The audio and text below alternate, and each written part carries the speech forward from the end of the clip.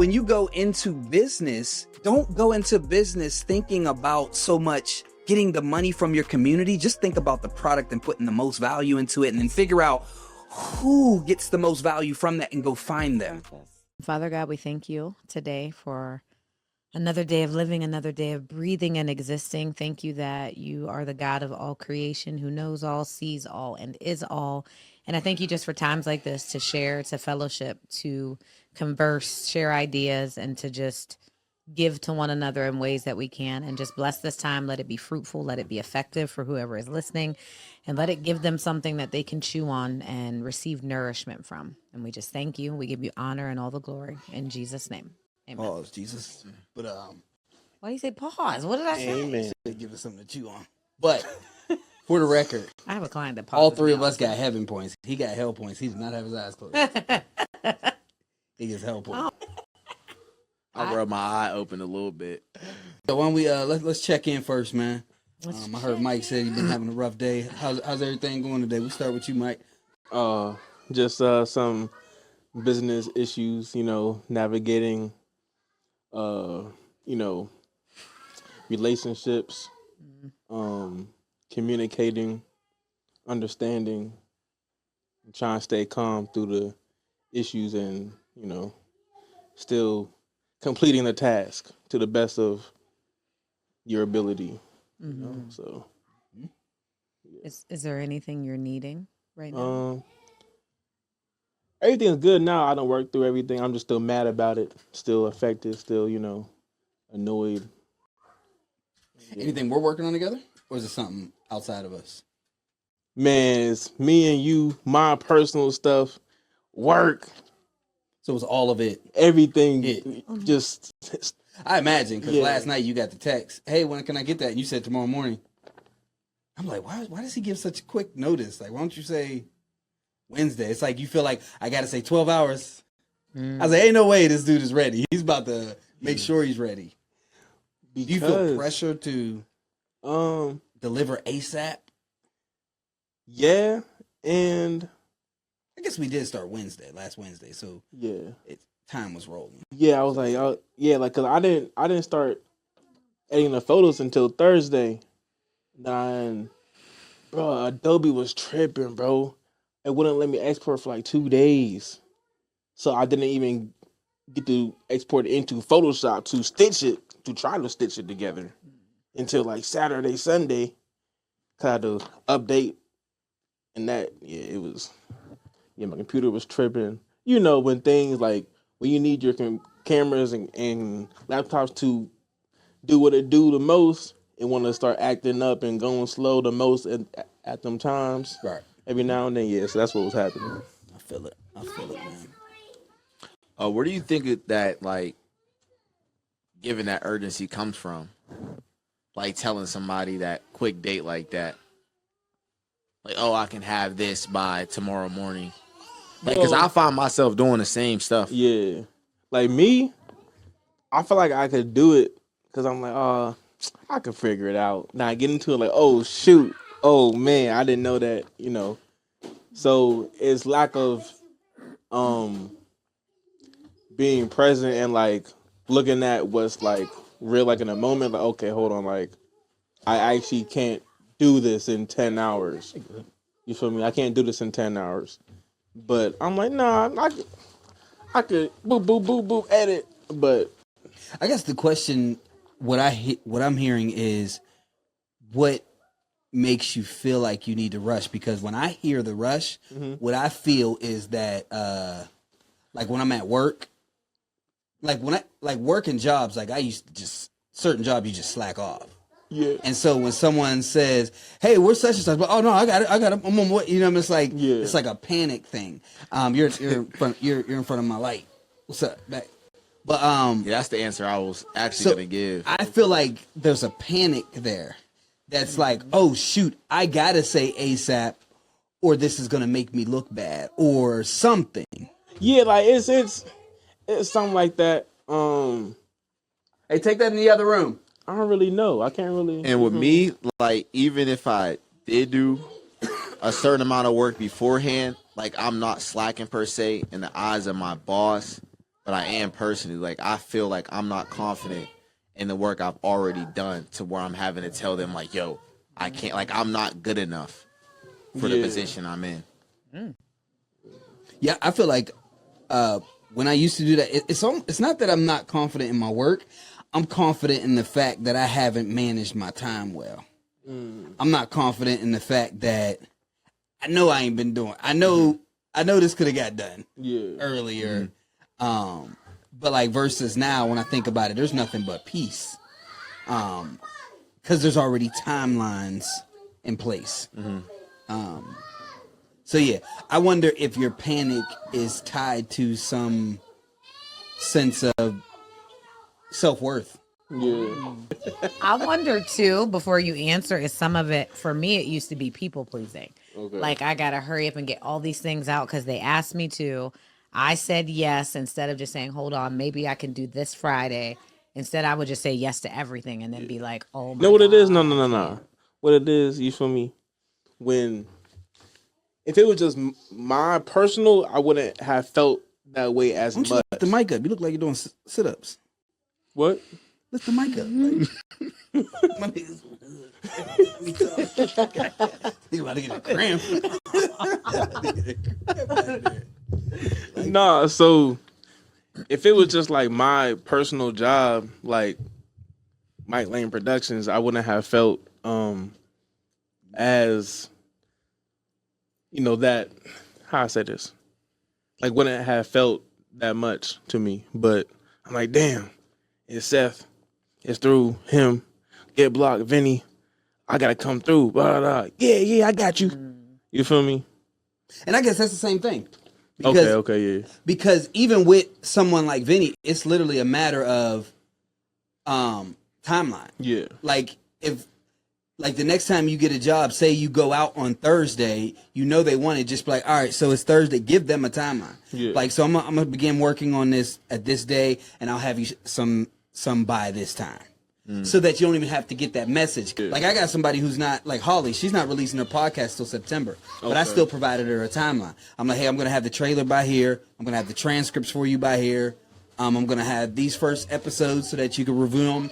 I'm going to upload everything at this time so that by this, like, literally, a timeline for her peace of mind. So she don't got to ask no questions. That also comes with, like, learning boundaries as well, to, like, set with in relationships and with coworkers as well. Yeah. Like, my time is my time, Yeah, I've been doing that more, like with my job, like my W-2. Like, I'm like, just because y'all didn't send me the email in advance, I'm not about to rush to do this training. Make it here done by Friday. It'll be done by Wednesday.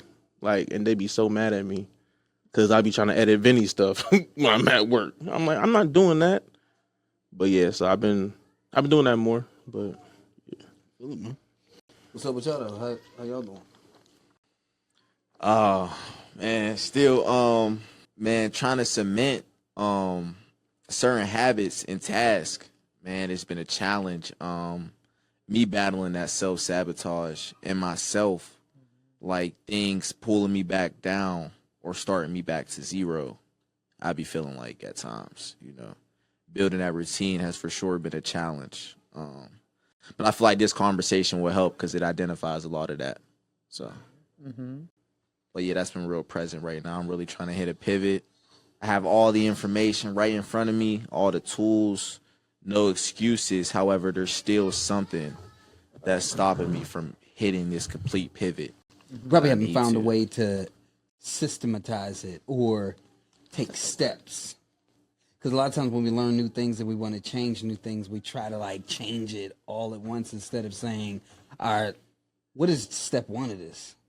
Let me just take this step. Let me just try to plan out my Sunday through Friday. Let me start with that. Like how we did that whole training. Instead of doing it all, let me just do this part. And then I'll add this part next week. And then this week, you know what I mean? Yeah, I think we get overwhelmed with trying to fix it all just because we figured out how to fix it. And just start with baby steps. he got a big head. The little steps, yeah. So, what about you, man? What's going on? What's going on with you? I'm good. I feel fully rested. I've had a little boy at my house for a week and a half, so my life, I think, shifts when he comes. So I'm learning time management, better patience, but we just got rest the last 2 days, so I'm fully present. I'm fully here. Yeah. I don't think anything else interesting is happening with me right now. Good. But I'm excited to talk about what we're talking about today. About you, Mert? Yeah, you. Murdy. It's been I've never heard you call me Murd. How do you know they call me Murd? Come on, bro. That's hilarious. I didn't know y'all knew people call me Murd. Like, who calls me Murd around y'all? My brother religiously calls you Mert. He's never called you Seth around me. My cuz Merle. Okay. All right. I was like, Seth. He's like, who's Seth? Whitted. Cause what, y'all called me Coach Seth, right? Wasn't it Coach Seth? Coach Whitted? I was calling you Coach Seth until a couple months ago. Okay. Yeah. I still call all my coaches Coach. It didn't matter what their age was. No, It's fair. Coach for life. You know. What But you trying to say? now do you think? Okay. I'm you know. It's been a lot of good pressure over the last few months for me. Like, and it's a moment where it's almost like if it's one of the moments where it feels like the favor of God has slowed down, but it's actually a moment of preparation for the next level. And I feel like this past week has like brought it all around. Here to go with the toilet and stuff. I don't know what they're doing, but yeah, I'm realizing my current self-sabotages, which come wrapped in a bow of looking like progress. Oh. Nah, for real. Like, and so what I learned yesterday, because I got a chance to sit on a call of a group called TAB. It's called the Alternative Advisory Board, and it's just literally a bunch of high level business people like sitting around learning something together, and then they discuss what they got going on, and everybody gives each other advice. I got some good advice on them about sales and stuff, but what I realized paying attention to them was my self-sabotage, which is I'm great at ideas, starting things, spotting problems and creating solutions. But what I learned was that when it gets to the part where I got to be salesy or create some kind of system to sell things now, I go on to the next idea. You know what I mean? It's almost like I'm taking the resistance of things not moving forward as, all right, it's time to move on to the next thing. So doing videos, it's like, okay, there's some business there, but as it's slowing up, all right, drop this book. The book, no sales, but all right, move on. Content house, move on. Impactfluence, bank. It's like I'm constantly moving on to the next thing. And it's like, it's wrapped up in this concept of, yo, you're progressing, you're doing some things, but like I'm really building a bunch of things that have a ceiling, because when it reaches that point of sales, I move on to the next great idea. And so that made me take a step back, because I've been focused on sales all year, but now I realize no, you got to really sit down. Let's sit down and let's really do the uncomfortable side of the sales thing. And zero in on it. So it's a good lesson, man. I could tell, okay, this is where all the pressure has been coming from. It's like God's wanted me to sit down and learn this. This wasn't one I was going to learn from a book. He needed the fire to happen. So, yeah. I think that's good. And I think I have to retract something. So I feel like I just self-sabotaged in my answer. I feel like something I do, like both of y'all show up very vulnerable right now, like what really has happened. I feel like I was just like, yeah, I'm just like a little busy. No, he wasn't completely vulnerable. A little bit. I feel like he was completely saying he's trying vulnerable. to figure out routine, and he said he's like not fully. I feel like he was honest. No.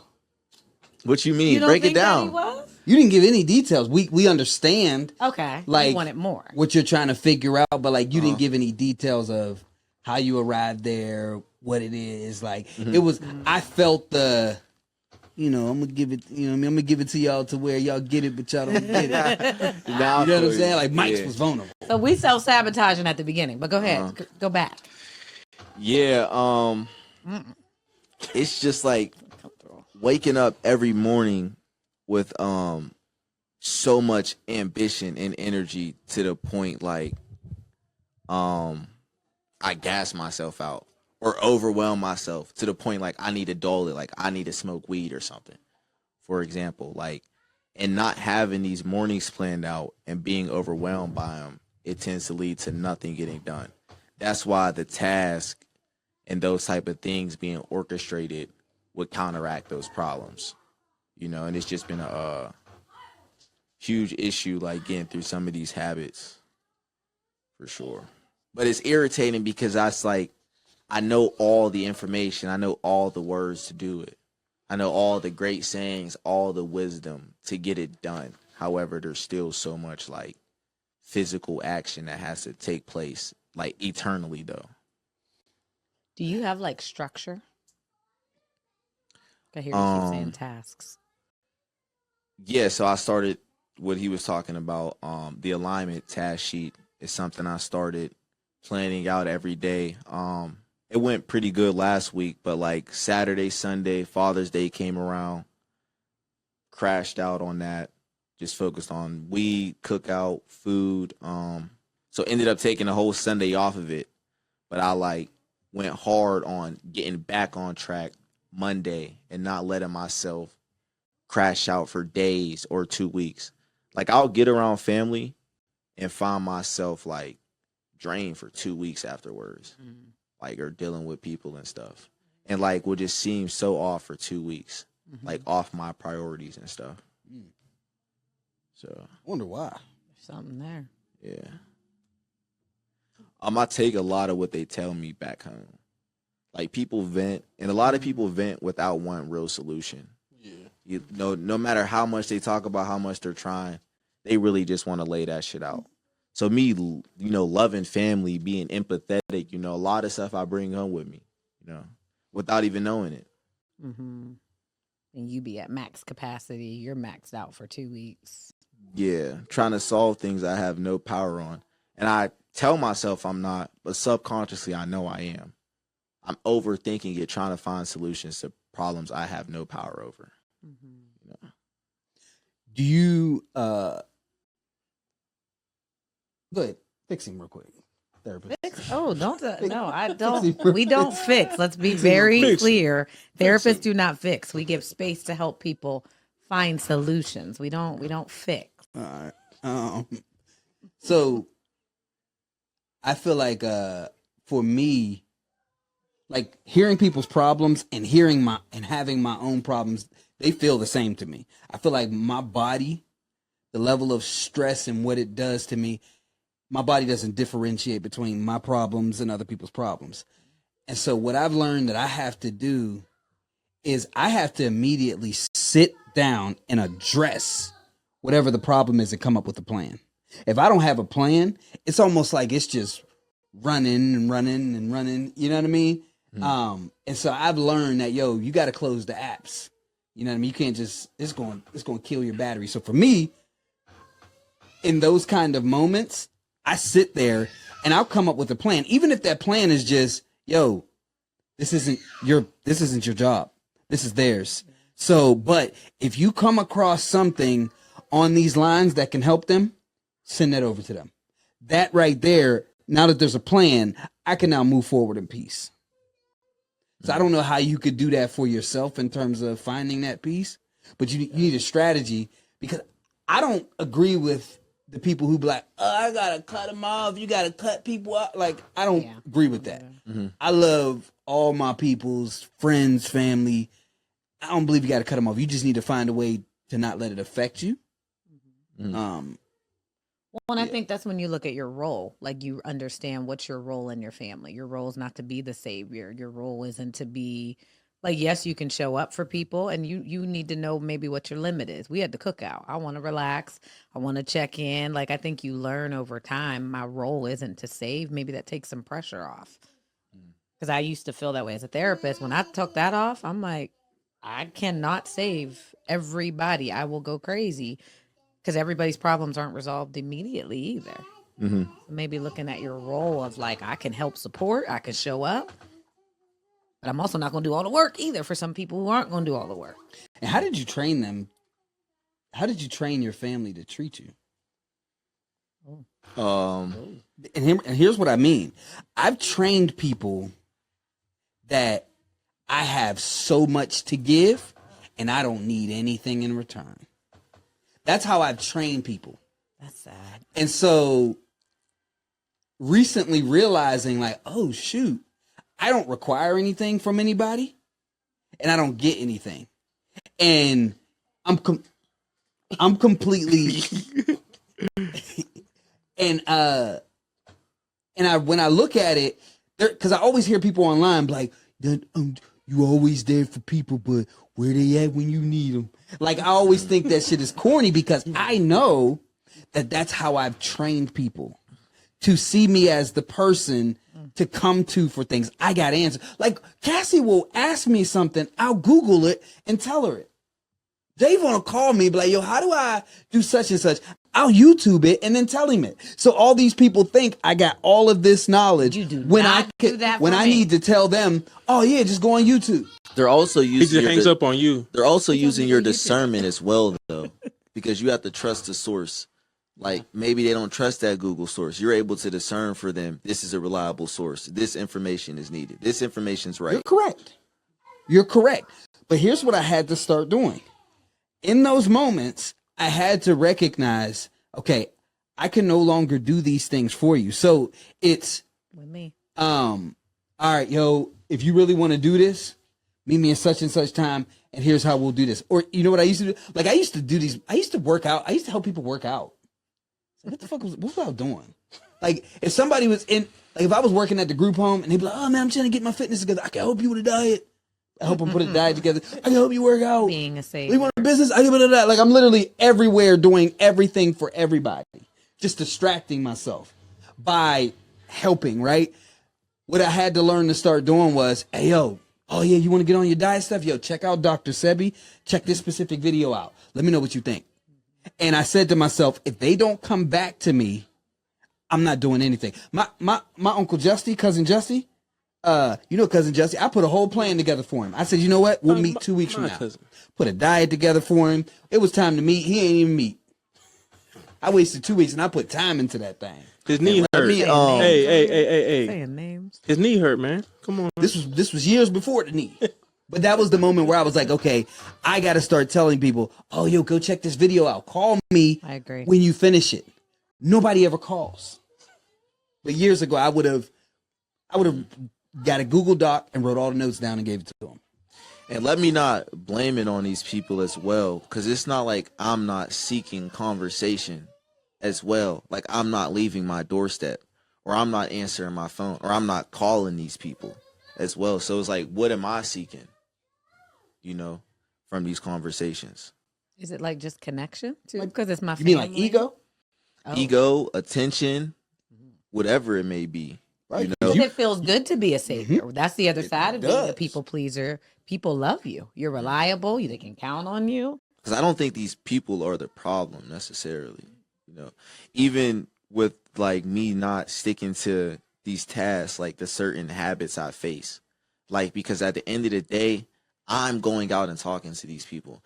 I know people of these people that cut certain people off, and I choose to not. Well, you said how like you don't agree with that, but there is boundaries to be set that I'm not respecting of myself. Like, I'm not respecting my own boundaries. Okay. Mm-hmm. Like, why am I seeking these conversations and then saying these conversations are putting me in a certain place and I don't know why? Like, to smoke weed and then complain about being high afterwards. Yeah, I used to do that with That I ain't even gonna go there. self-sabotaging behavior. Is it? What? He's Bro, you better say before they start just thinking you just playing with anything. Whoa, what? Wait, what? Where'd y'all go? Whoa, you said, whoa. Where'd y'all two go? Yeah, whoa. I don't know where he went. No, where We're did you? gonna get back. y'all Where did good. you Y'all get- I like Back how to y'all twisting. self-sabotage. Yeah. Well, let's talk about self-sabotage. What is self-sabotage? Yeah. What does it look like? What does it look like to you? What do you think it is? Let's talk about self-sabotage in our community. Yes, I feel like every time we define something, y'all be looking at me as a therapist. Yeah. Why? We don't want to define. Because everybody's looking at the video to say, what is Stunnet going to say? I don't think that, but I What can is Stunnet gonna answer. say? I feel like self-sabotage is any type of behavior that you want something, you almost can do half the work for it, but then you ultimately do not get to the finish line. That could be in relationships, it's in an attitude, it's in your beliefs, it's in all of those things, or you actively do things to make sure you do not get to the finish line too. Like people that want to work out, or we hear people all the time want to eat well, but we have amazing cheat days where we eat everything on the menu like that, even though that's like a thing, but that's a that's a self-sabotaging behavior, right? Or I'm trying to think of other things off the spot. Even what I did earlier, what I was going to say, shrinking and making yourself small in certain places. I felt like I want to really share that I might have had a really emotional week, because I was like, no, we're just going to be real small in here. Like, that's a self-sabotaging behavior. So you never show up and people never get to know the real you because you're afraid if they get to know the real you. Stuff like that. And I think we do it all the time, especially as Black people. Go ahead. So why was it an emotional week? I was in the luteal phase, women who do you Luteal. need to know your phases. when Demon you're- week. And I felt like my life was, I don't know, it didn't feel normal. I was very emotional. I think I was just overwhelmed. I think when Carson comes to town, I need to shift my schedule, which I love to do. I have no problem with that, but I'm very schedule oriented. So anything can throw me off. And I think that happened. Then I was in the luteal phase. You question your life in that phase. And I think I called my pastor, like, I think I need to meet. And then when I met with her, I was like, I'm good. It was just, I was having a bad hour, and it was just like, oh, you were just emotional. So I think it was just life, just being overwhelmed. I'm out of my normal routine, and I like routine. I'm very comfortable and safe in a routine. And yeah, I want to tell that. It was like I was gatekeeping that real quick. Okay. But not sharing and making yourself small can be self-sabotaging behaviors too. Okay. Before we move on to self-sabotage, can we quickly break down what the luteal phase is from the female perspective and the male perspective real quick, just to educate? Because have you guys ever even heard of the luteal phase? I have, but I think I probably brought it up to you. Yeah, I don't know what it is. Oh, Go so ahead. for a woman's menstrual cycle, there's 4 phases. Like everyone knows a woman has a period. That's when they're bleeding and they're heavy. They physically feel unwell. And that's the 1 week where you are physically not unwell. But there's 3 other phases. There's the follicular phase. There's one more phase I'm missing: the period, follicular, and the luteal. But the luteal phase is where a woman's whole appetite is off, their mental is off. And when I say off, like mood shifts, they feel very down. You can't even really work out in the gym. I never knew this, but when I would work out with my trainer, he'd be like, why can't you lift the weight? And I'm like, bro, I am trying with everything in my power. Like, I'm not complaining. I had no strength to give. A lot of times these women question whether they should be in the relationships they're in, their careers. Like, you literally don't feel unwell inside of your mind. And that's what I was feeling on Saturday. I'm walking the dog and I'm just crying. And I'm like, there's nothing to be crying about. What is going on? And I called Aunt Pest and she was like, your period about to start? And I was like, yeah. And it's like almost when you remind a woman, they're like, oh, you right. I'm sorry for mistreat. I had to apologize to my boyfriend because I was mistreating him. Keep in mind, it needs to be a woman. If a man reminds a woman, I don't feel offended by that. He Because reminded me. the reminder normally comes when it's from the action that we're dealing with. Like, yo, are you in your luteal? It's more like, what are you trying to say? Even though it's correct. Well, and you got to remember, in the luteal, we're very sensitive. So even you saying that's like, you think I'm crazy? I'm not crazy. Right. Yeah. So from the male perspective, right, like a lot of us men don't realize, like, we run on a 24-hour clock. Like, we wake up, go to sleep, wake up, go to sleep. Whereas women run on a 4-week cycle. And they go through different things. And so there's times throughout the month that men don't even realize that it's like a monthly thing. But every now and then, it feels like our women are just tripping. Like, it just feels like, it's like, yo, what are you talking about? Where did this come from? All of this. We have no idea that she's in the luteal phase right now. All we know is this feels ridiculous. And it feels like it has nothing to do with you. And when you study the luteal phase, you'll see what it is. But what I've learned is how to show up as a man in this moment. Okay, come on. And the way to show up is understanding that first off, she's dealing with it, right? And to just support by pointing out what she's feeling. You know what I mean? Like, I'm not here to fix. I'm not here to solve anything. It's literally just you're feeling frustrated because of such and such. Like, really supporting her through it. Talking about the disrespect later, if disrespect came with it, because you still got to address that. No, you don't. Because the luteal is not an excuse to act a donkey, but it's not. You know what I mean? But in that moment, it's like, oh, okay. When you see my dishes, it felt like I ain't support you because you've been cleaning all day. Okay, I get what you're going through. And then later on, you discuss it. I've noticed my wife comes down when I validate how she feels in this moment and support her, do some nice things. We don't realize until someone or an app says you're in the luteal, you think you're going crazy. Mm-hmm. Like, it used to be anxiety for me. I would be like, I would always look at my hands. I'm like, yo, it's time, huh? I would know like something's off. So you don't know. Most women still don't even know what a luteal phase is. Like, we don't know. I feel like it's not popular at all. So it's important to know. At all. And this will help y'all early. Like now, if you start thinking. What about girls that got like birth control pills that control their menstrual cycle? I feel worse for them because I feel like they can't even track. Like, they're all over the place, especially if they don't ever get a menstrual cycle and their moods or hormones are way different for women on birth control. I wonder if that adds to divorce rates, because if you're on birth control in your 20s, early 30s, and then you get married and you get off it and you haven't had these years of practice, and now it's like you change. It's like, I actually didn't change.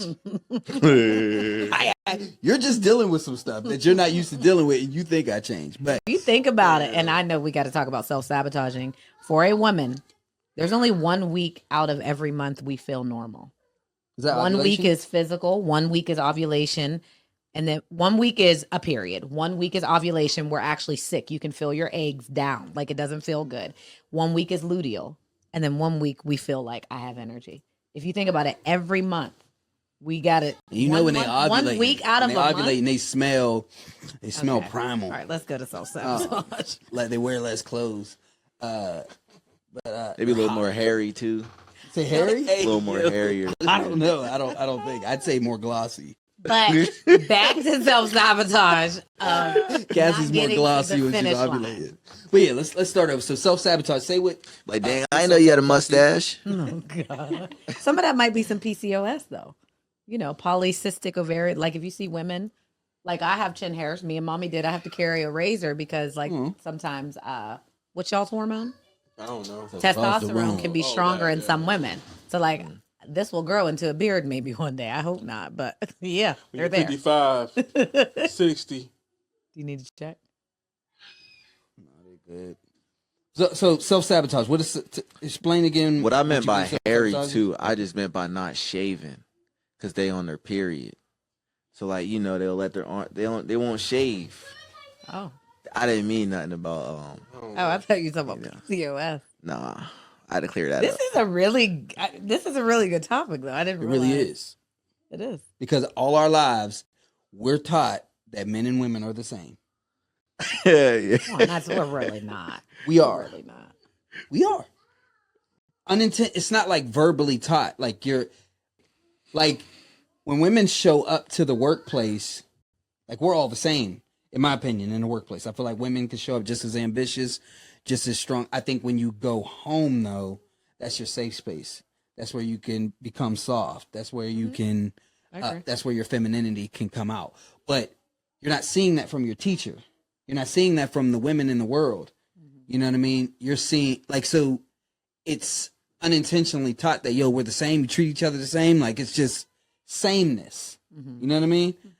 It's not until you get married and have a kid that you realize something's changing and you're being blamed for that change as the man. And if you don't figure it out as the man, you're just going to become a part of that 77% divorce statistic, especially after 5 to 10 years. Because what happens is you get connected, something happens that disconnects you, and then there's a moment of repair. If you can't get past that repair stage, you get divorced. And that's normally what happens to most people. They can't break through the repair stage. But yeah, so self-sabotage. What is self-sabotage again to you? I can't remember exactly the way I just said it, but I was saying basically not getting to the finish line. It's like an unconscious, it can be fear, an unconscious thing that blocks you from really believing that you deserve the success or deserve the relationship, whatever it is. I think it's these unconscious blocks that prevent a person from really getting to whatever that place is, or that's my definition. Have you identified the two, like distinguished them, like the one that is trying to get the goal and the other that is trying to block it? Like distinguish the person or the things. The person inside of you, like that person that's trying to make the goals, and then there's that other you that's literally talking down, literally telling you, like with words, how you're not good enough, or we can't get this done, or this is too much for us, or this is above us. The same way you have a voice that says, I am good enough. We need to do this. We need to start a business. I think parts of me are still figuring that out. Like, I think there are some parts that recognize the positive Tonette that believes she can, and then the other Tonette that's unsure or maybe fearful. I think I'm still seeing that, figuring that out. Yeah, I think as I'm growing. I think That's a good question. it's like a yes and a no. It's like I don't notice the person, but after I fail or after I feel certain triggers, because I attribute certain triggers to it, like anxiety and fear, or shrinking. If I shrink, if I feel fear, if I feel like I need to please somebody, those things are like triggers to say, oh shoot, you might be trying to self-sabotage, but like it's not like a perfect thing. It's literally failure, create a system to make sure that you don't self-sabotage again. And so like the rules and the principles that I put in place prevent that other person, but I don't always recognize that other person. I just make sure I follow those principles so that other person can't. It's like because I really be thinking about this thing, like before I'll light my first blunt of the day. We think about like, yo, what's making me want to smoke this? And like someone's like, yeah, bro, like you got everything figured out, like it's cool, like everything's straight, like just spark up. And afterwards, I'm like, yo, what did I just do? Like they're so distinct, yo. Like it's like that nigga's like, gotcha.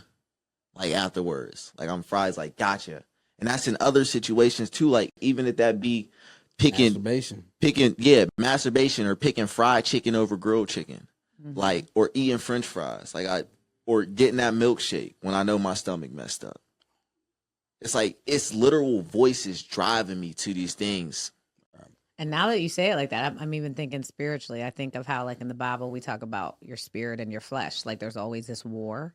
Like my physical flesh wants the things it likes, like masturbation, weed, things that I know, like, that's not going to get me where I need to be. Whereas Holy Spirit's like, I'll give you the things that'll lead you where you need. Like it's this war. When you just put it that way, it made me look at it that way. That's the battle. Yeah. It is. And I love how you said subconscious, because I think a lot of self-sabotage, people don't even know they're self-sabotage. Want to self-sabotage? They don't.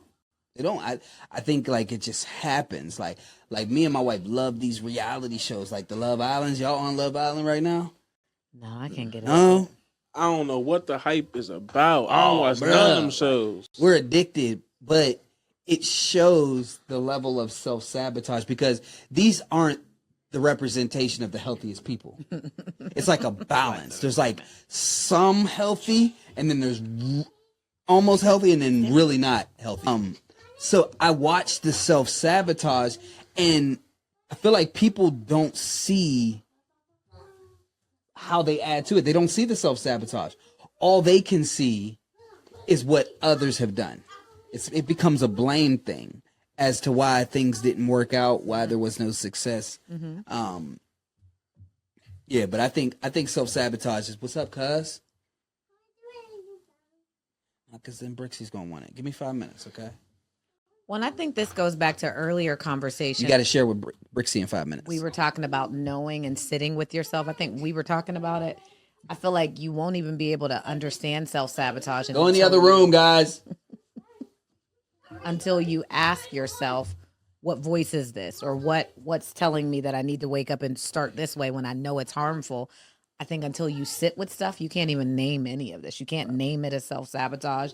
It'll be blame, like you see on Love Island, or he made me do that, or my mama's the reason. Like, no, you made choices that landed you here. Like, I think if we don't sit, we can't even have a conversation like this. Like, I started off self-sabotaging when you asked how we were doing. Like, I think if you wouldn't have said something to Money that made me say, wait, they're being vulnerable and I'm not, I had to sit with that for a minute. Like, why aren't you showing up? I think if we don't do that, we can't get the language. And reading into this too, and like you were saying, identifying it, and you called it the subconscious, but what I seen reading into it was the inner child versus the inner adult, which I love the names for that, because like these habits and these fears and guilt and not good enough, all that is that inner child, and then that inner adult trying to push into this new life, but having all this pullback from that inner child still trying to steer the wheel. You know? Do y'all know, like, y'all's inner child, or do y'all know, like, when your inner child is safe or not safe? What you mean? Like, as you're bringing up your, like, can you identify who your inner child is? Like, is it little 7-year-old Seth? Is it 12-year-old Money? But like at like a point in time, like yeah, that you can I remember. never even tried to think about it. Only when I sit with it. And I just started like doing that Me too. like this year, where I would say, whoa, what is this? And then tracing it. Like, okay, where did I first feel? Like how we sat on stage and we were talking about lack of trust. Why I'm just now delegating to people. I traced it back to cutting grass with Tarv. Yeah. You know what I mean? Name and everything. And that one incident was enough for me to go back into my shell. So yeah, yes and no. When I say inner child too, it's just like the principles of how we handle things, like how we go about communicating with somebody because of how our parents communicated with us, or if we're quick to share an idea, or are we not quick to share an idea. So my inner child is it's a wrap of my child. It's just a big timeline of my childhood. Like I could think of 15, 16 years old, stuff still being ingrained into me, and certain habits I can look back on, and emotional tendencies that I picked up on in just high school alone. So I'm still thinking that's still going on because I'm still a child, you know. It's the inner adult that I'm really fascinated to learn, because that's really what I've truly started to identify. Like this new me, this ambitious me, developing that inner adult, and just having to deal with what that comes with, like the people pleasing of the inner adult, and the taking the abuse from that inner child, you know, and listening to him. But yeah, learning my inner adult has for sure been a journey in this year 23 of my life, for sure. And I think the inner adult is still like, it's weird to say, but it's still like the little kid, the inner child, trying to find safety in an adult body, in an adult experience. And it's like, if I don't know that little boy or that little girl, I can't always make sense. It's like a snake in its tail. Yeah. It's, they're together, they're not together. Good job. Cool. But I think of my inner child, she shows up all the time. And I don't know where fear was created, but the little girl at some point wasn't always afraid. But like, I think I see her as an adult. Like I won't go, because we're talking about self-sabotage with business and other things. I won't always go for certain opportunities because I'm like, I don't know what they're going to think. Or You think it's emotional survival? I think not that it's all survival. Emotional survival. Like you literally training yourself to protect your emotions. Yeah. Yeah. I think that's what all, isn't that pretty much the definition of trauma, right? You know what I mean? That's a survival tactic that you now have to protect yourself against something, feeling something again. You know, Crazy. And you learn it early. And so I don't even trust my inner adult.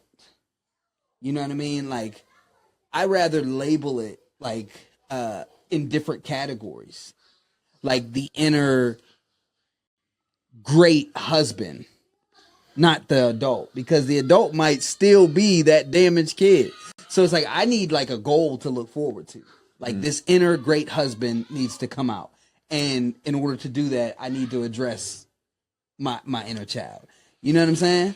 You know what the problem is too with this so-called inner adult I'm speaking on? What I just realized is it hunts for perfection. Like it expects perfection, this perfect world, which that's why it clashes so much with this inner child, and it's its own problem in itself. And perfectionism is rooted in people pleasing too. Like I feel like it keeps going back to some of these things you learned. Performance is people pleasing. Perfectionism is I got to present a certain way. If I don't, or if I don't do it the exact right way, what's that mean? It's not safe or it's danger. Like so much stuff we learned in childhood. We learned because I have a friend that is, when I say one of the most brilliant minds, and I think to this day I'm still mad. They should have went way further than any of us did in life, and they didn't. And I think I look at their life and I'm like, you had every opportunity. You had the intellect. You could have got, whether you went to school, whether you did a business. I mean, it would have been at their fingertips, but I watched them sabotage any opportunity because of their childhood, because of lifestyle, because parents, because of what it looked like, because they didn't know what it could look like for them.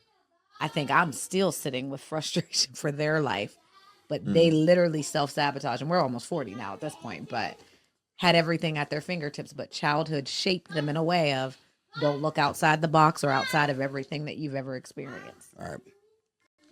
Yeah. Does the ignorance of it like hurt them? I think it's protection. Ignorance is bliss. If you pretend you don't know. Well, I mean, is there something in them that just, like, you can tell they know they should have been more. Not knowing what that more is what I mean by the ignorance. But that's still eating away at them. Oh, I believe so. I believe so. I believe so. Yeah, I think that's what, in my opinion, that's what, not clinical depression, but I think like that regular rut that we all run into every few months, I think that's what creates that, is not actually meeting your full potential. And so that's the moment where that should be the opportunity to sit down and reflect and look back.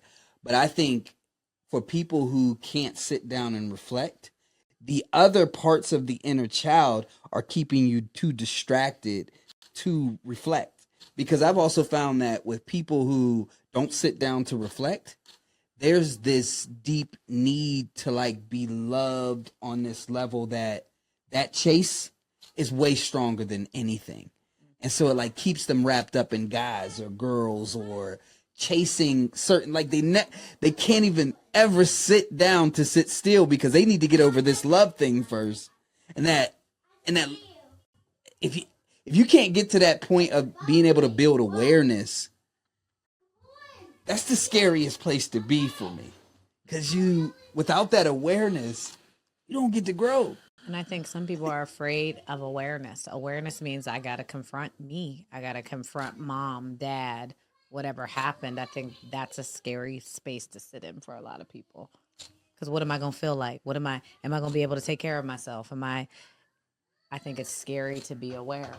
And I think it's scary to grow. Growth means uncomfortability. Growth means, I think a lot of people are walking around with fear-based living.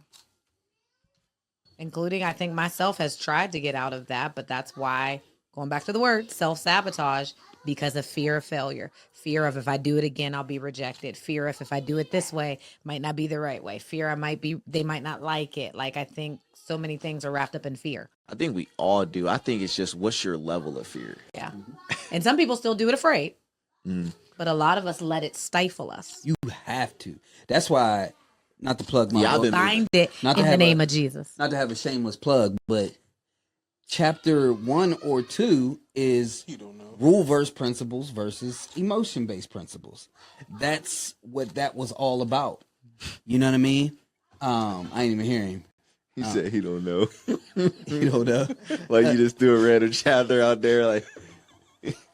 They ain't about to, It's chapter 1. Watch. they ain't about to Chapter 1. fact check me. Boom. Chapter 1. Rules save you from your emotions. At the end of your feelings is nothing, but at the end of every principle is a promise. And that's why once I fail at something and I tried to create a rule that, you know what, in this situation, I'm only going to do such and such. You know what I mean? Because if I stick to that promise, no matter how I feel, I know the guaranteed result. Because I was gonna ask you too, when is good enough? And I think that kind of answers that. Like, when do you feel satisfied? Like, when do you feel like I did do enough? And like, because it's like we're hunting perfectionists, but also you got the fear of not doing enough. Right. I'd say for me, it's not natural to naturally feel like I've done enough. But I've created rules where I have to have sessions of gratitude and reflection and recognizing the 10x that I've accumulated in my life. Like where in your life where are you now that you were not 3 years ago? And then reflecting on that. And because there's these concepts of, I believe it's called in the gap. Because when you look at where you want to be and you ignore the progress of where you came from, that it's never going to be enough. So you have to understand in that gap to be able to have gratitude for where you've come, what decisions you've made, and be thankful for those things. Mm-hmm. And ultimately, I've grown to realize that when I learned to do that in the gap, I move forward a lot faster versus being worried that I'm not where I want to be. So it's not natural for me to feel like I've done enough, but I've created a process of gratitude, like sitting down, saying thanks for things and reflecting to be like, yo, bro, you did something right here. So you like really been training your subconscious, like knowing it's watching no matter what's going on, what emotions you're feeling. I wouldn't say I'm not training myself. I'm building habits that give me evidence that this works. Mm-hmm. That's what I've been doing for years. But now I'm building habits to give me evidence that this thing works. But I'm now also going back to talk to the younger child, because I've been doing things to protect myself from my younger child. But now I know you need to also go give your younger child a new narrative. You need to change the story for your younger child as well. You know what I mean? And I got that from talking to these therapists Nettie was working with, because I realized my book wasn't healing. My book was how to protect myself to still succeed while you're on the road to healing. And so I had to actually start working on the healing side, which was addressing the younger version of myself and begin to reprogram. Well, and I'm wondering, do you ever stop working? Yeah. And I'm not talking about like work for the business, because it sounds like even when you take the time of gratitude, that's something that's like is that work too? Well, here's the thing. No. Are you ever off? It's all work. But hold on, hear me out. So I actually rest though. But rest isn't doing nothing. Restoration to me is going for a walk, working out. Like on Saturdays is the Sabbath day, just relaxing. Like I might reflect and read, which are like worky, but like, yo, enjoy the fruits of your labor. Go hang out with your family. Sunday, yes, you're planning for the week, but go for that hike. You know what I'm saying? Chill with the family. Do such and such and such. So I'm heavy on restoration. I feel like, okay. Yeah. But because when I've tried to just, do nothing and watch Netflix, well, and I feel can't like crap. just do nothing. I'm not saying that, but when I give to self, that's what I consider rest. And your mind rests when you're resting. Yeah. If I'm just watching I don't know if I believe your mind's resting. I feel like even on that walk, I you're work. planning something. I feel like on that gratitude, the subconscious really knows at the end of the day. Like there's things I feel like I'm over. Then I was just looking into dreams. I know nobody has any definitive answer on dreams, but hearing just somebody talk about how like it's just really your anxiety and fears or so, it gave me a lot of like direction and why I'm having certain dreams.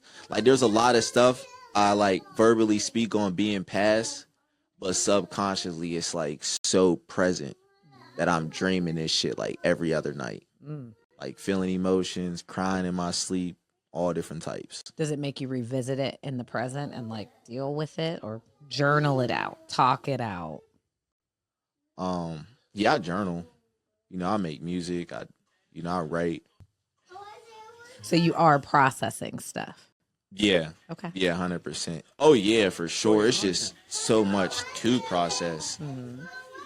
But yeah, that's for sure something new though. Just like just looking at my dreams that way. Mm-hmm. Because like in person I'd be so fine, I can be calm and collected.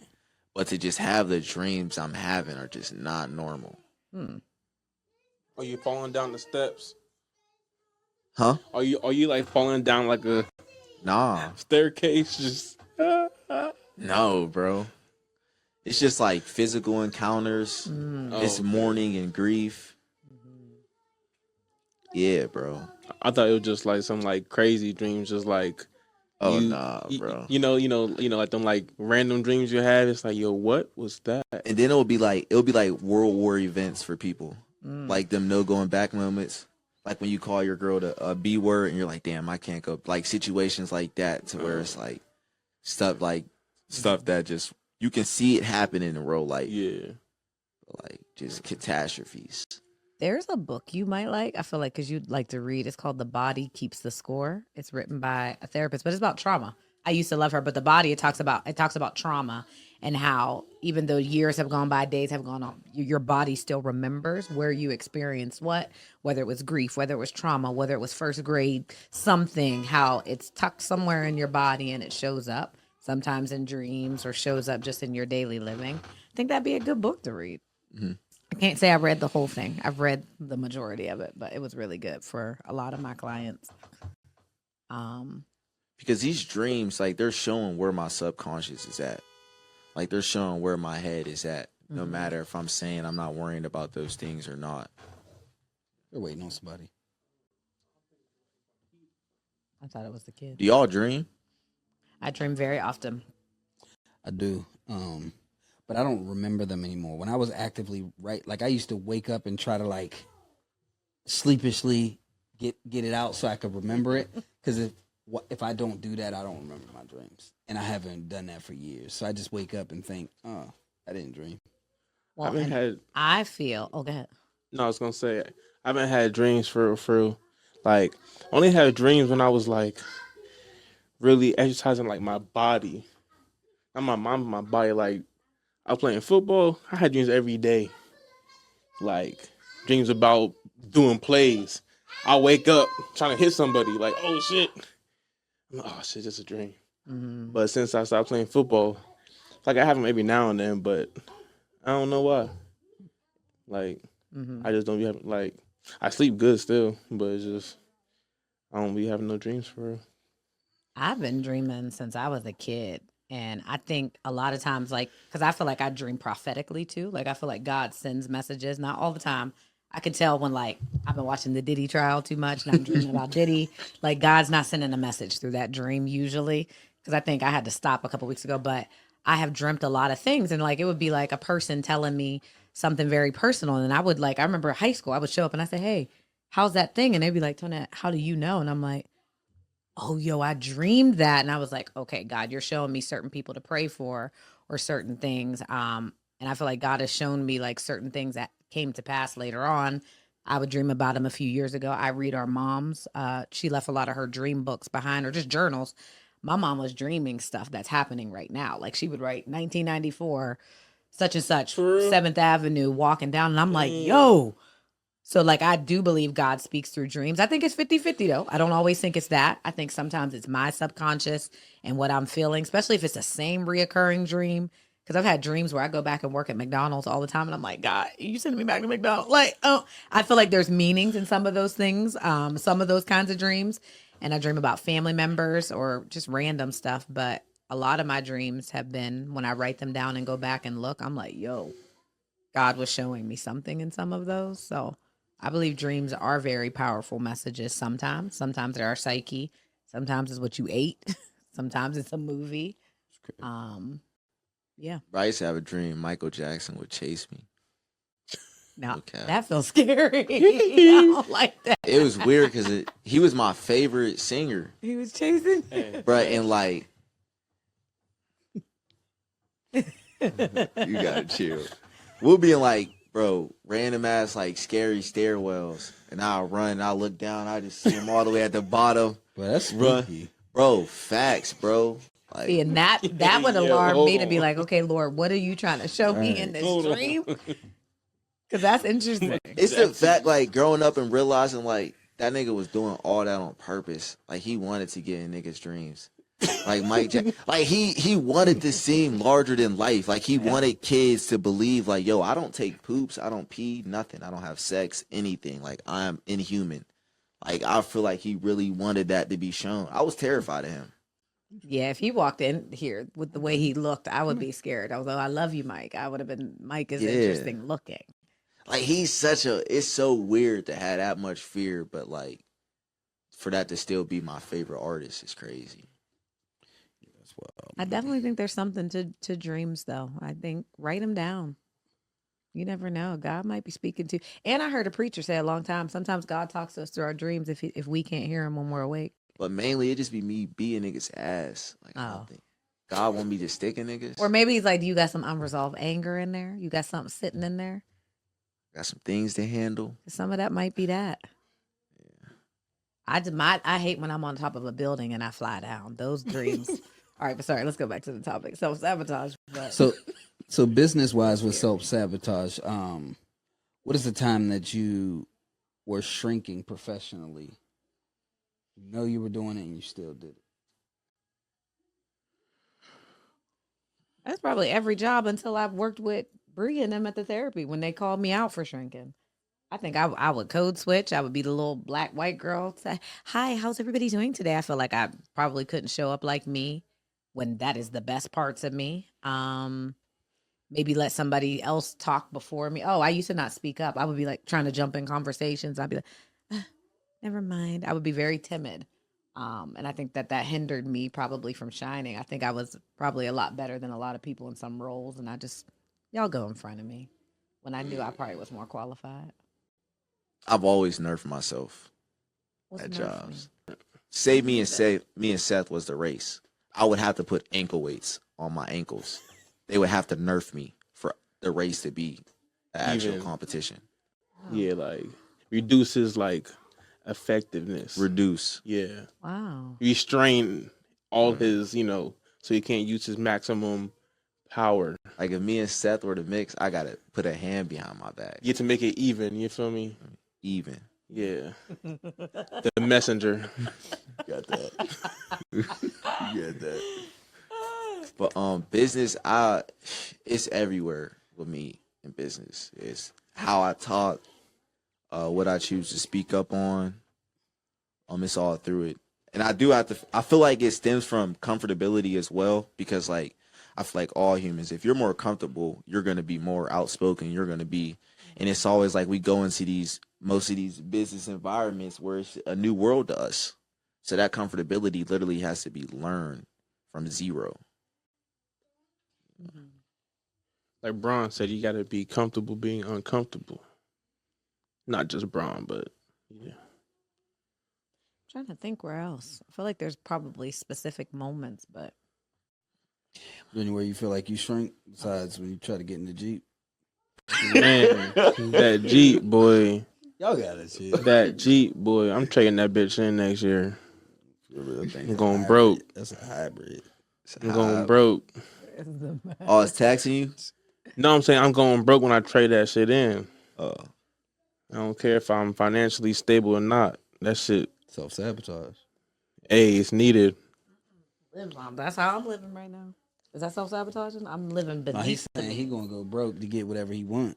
Oh, Yeah. okay. Oh, yeah, I went the other way. Yeah, I mean, but you don't have the big problem with the Subaru. Like, you just probably don't like it, right? I hate it, Yeah. bruh. Her car is a liberal. Like, it's literally a Subaru. middle class white liberal. I know, Bro, if you go on the highway, It don't get no get up and go. bro, When you don't put cruise if you control. connect your phone It says to the wait. Bluetooth, it won't let you FaceTime people. It will. They just can't see. They If can't you see put cruise control on and the speed limit is 55, It'll beep. if you try to go 65, it won't let you go above 55. There's a lot of safety protocols. It's a liberal.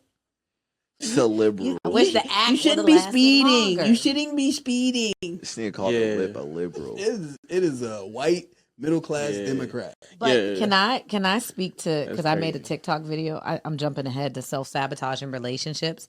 I made a video about how a lot of times people grew up in chaos, only know chaos that when they're in a safe relationship with someone who's kind to them, someone who tells them the truth, they'll self-sabotage that because peace can seem boring. Chaos is all your nervous system is used to. So I've seen people be like, he's boring, I don't want to be with him, when this man literally probably is the one, or this girl is the one. No, she don't do it for me. Like I think the statement they used to say was, I need to do it for the plot. Like they need to I seen a similar something. video of a girl talking about this exact same thing. Yep. And I think Exact both same thing. sides suffer from it Yeah. equally. Yeah. Because I think if you find each other, whatever level you're on, like y'all found each other. You know what I'm saying? And I feel like life is about growing together, discovering these things. But I feel like it's hard. You know what I mean? Because it's something that is just natural in you. And I argue that a lot of times, you know what? Unless the guy or the girl that is a little bit healthier is faking it and playing it a little bit down, they don't even make it to the relationship stage. Because a healthy woman, I remember those moments approaching certain women and they would just walk away. Like looking back, I'm like, oh, they can see my BS. Most of the time we can. Because I've talked to women before, and after a few conversations, it was just yeah, I don't think this is going to work out. And like in hindsight, I'm like, oh shoot, that person was healthy and they saw my stuff. I see it a lot too. I think eventually that inner child ignores all the red flags. It's just like, yo, I want to have fun. I think that's what it turns into. Because I feel like a lot of women see the BS and just choose to just ignore it. It's not like they're ignoring it. I think that's what they're used to. So that's what they're attracted to. Like I think about growing up in Beaver Falls. When I went to IUP, like college is supposed to be the place where you network and get to know people. Everybody up IUP was just like my niggas from the hood. Every hood nigga from here, Erie, Philly, Pittsburgh, was either my guy or we were beefing. Everybody was up there selling drugs. Like, and so it was like, you know what I mean? But I got paired in a house with a black dude who came from an upper class family. I got to know him over the semesters. We became best friends. Was that Ramon? Or Yeah, we would have never became that I remember him. if we weren't forced in that situation. Because to him, it probably would have been, man, this dude wild, I'm staying away from him. Or me would have been, man, this dude's a square. You know what I mean? So it's not that you ignore the red flags. The red flags are green flags. Yeah, and I think we 'Cause make that's all them you pink. know. They look pink sometimes. They might be. It's not that bad. It's like it's okay. The law of attraction. It's like if you sad, you want to be around a bunch of sad niggas. You know? All right. I feel like it's the same vein. Like we now know how important it is for a man to be masculine and a woman to be feminine. But what self-sabotaging can look like for a man who might have grown up This is a good topic. in a single parent home is seeing a woman who's overly aggressive and disrespectful and say, ooh, I like that. I like a girl with a little bit of fire. Like we hear that often in our community. She'll keep me in line. Like, ooh, shoot, I can handle that. You know what I'm saying? Because we think that pushback, movies have taught us that pushback, Yeah, I don't like that. like, ooh, I like a challenge. I like a chase. Like, no, nigga, run. And what's Nigga crazy run. is You the know what I'm saying? woman, maybe the woman who grew up like that, all she ever seen was a mom be that masculine. And I'm not defending, I'm just saying. No. That It's the same thing. masculine figure. And then if they even shown a glimpse of softness, it might have been taken advantage of. So no one's ever getting that again, which is sad to see in a lot of women. It I is. won't even just say black women. Because I think it's more of a modern woman issue than it is. I think it affects black women more. Because it seems I just like, think everybody got something to say about black women on every podcast. but That's a whole topic. Everybody got something to say about us. I we think- be chilling sometimes. I think it's both. And I got I a think it's both.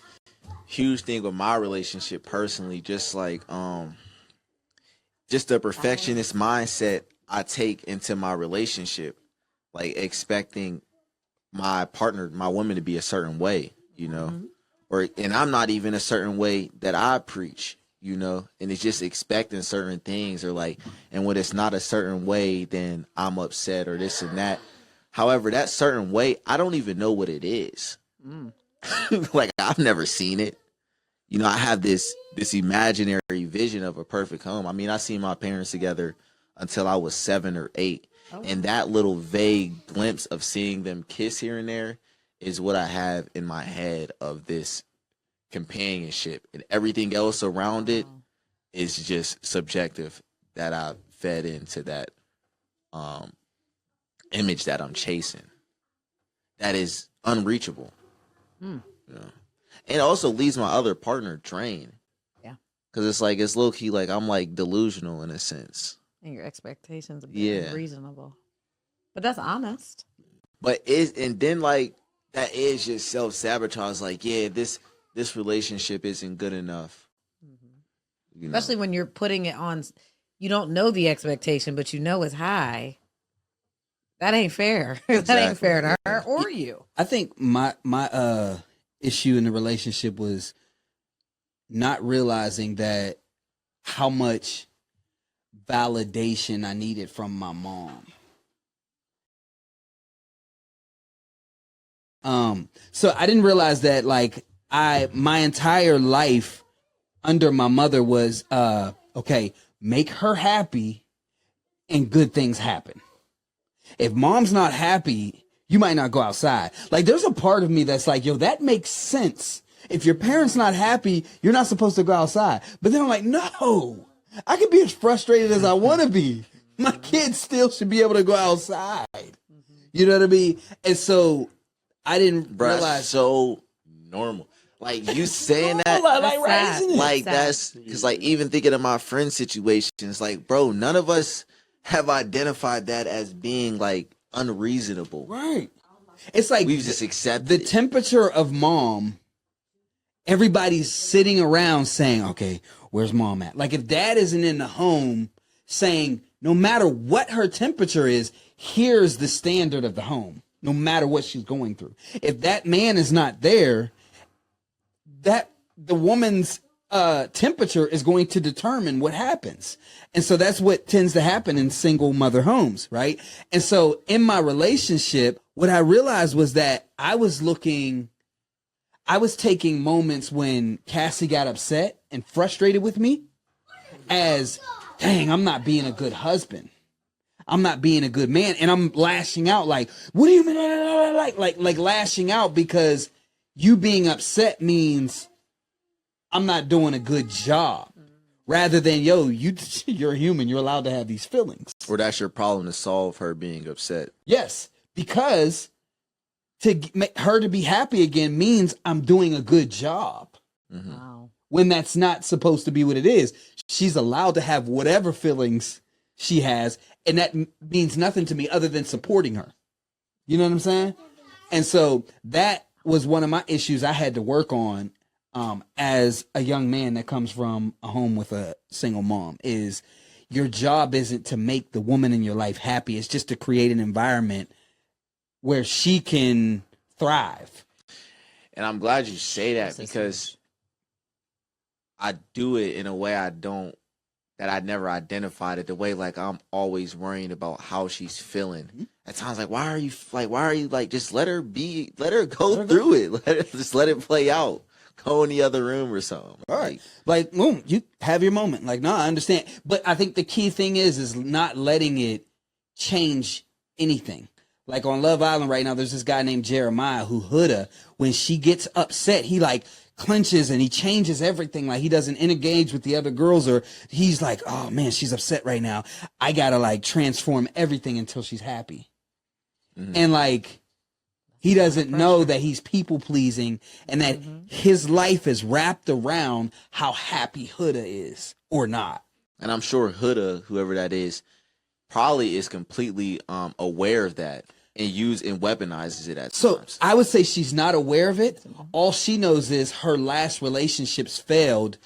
And so she needs to control this relationship so that it doesn't fail. And her controllingness is what, and him not actually being a leader is what's causing the dynamic. So she's not completely aware of it. Everything that goes wrong, she ends up, even though she caused it due to her control, she still blames him for not being a man.